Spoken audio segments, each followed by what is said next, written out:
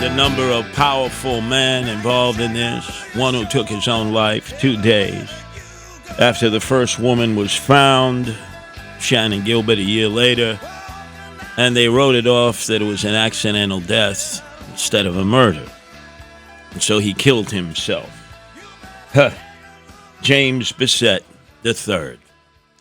Well, let's go to Peter King, because whereas I've been laying out the arguments about why this has been a massive cover-up, all these serial killings out in Nassau and Suffolk County, Peter King decided to talk with Sid Rosenberg this morning, and he started to attack the messenger, Curtis Sliwa, and the message.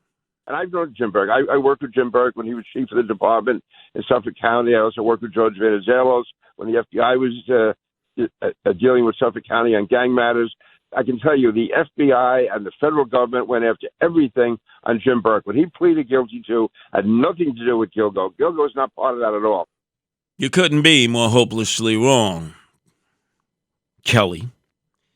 Then Peter King started to invoke the names of Malone, the county executive of Suffolk, and Jeffrey Epstein, especially Malone, who has been part of the cover-up.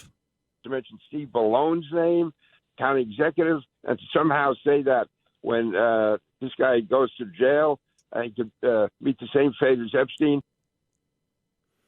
We know that Architect Rex, who they banged out on 3 of these charges, soon to be a 4th, is primed to be Jeffrey Epstein in Suffolk County Jail because he knows too much.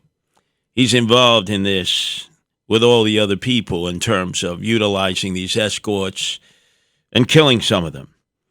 And then Peter King said something that did not resonate with what everyone else was saying, how the FBI did not get involved in the beginning of the case because the local authorities kept them out. Yeah, the FBI was involved in this all along. There was a dispute between the DA and the FBI, not because they're trying to cover up. There's always logistical issues between the FBI and the NYPD. And for instance, right here in New York City, the FBI is not always easiest to deal with. But at the time, what that involved was gangs. The FBI and Suffolk County were working closely on gangs.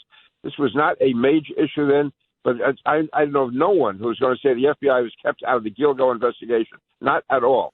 Well, Peter King, you better have your argument with Republican conservative DA of Suffolk County, Ray Tierney, who said different with Sid this morning. The FBI was not involved for the longest time. I can tell you why. I'm sorry? Why? I think it was a decision made by the hierarchy of Suffolk County that they didn't want the FBI involved, and the reasons why. As you said, both the police chief and the former DA was indicted and convicted in federal court. And ordinarily, when you're committing crimes, people don't want the FBI around. And Ray Tierney had been part of Spoda's office up until 2008. Assistant District Attorney in Suffolk County, went on to the U.S. Attorney's Office, Eastern District, and then Brooklyn District Attorney's Office till he was elected the DA. So right now, we got a problem, Lou and Justin. You have Peter King saying that the FBI was involved in the investigation of the serial killings from day one, that's 2010. And the new DA, Ray Tierney, Republican conservative, saying that they just recently got involved. I think I'm going to believe the DA, Ray Tierney, on this, and not you, Peter King.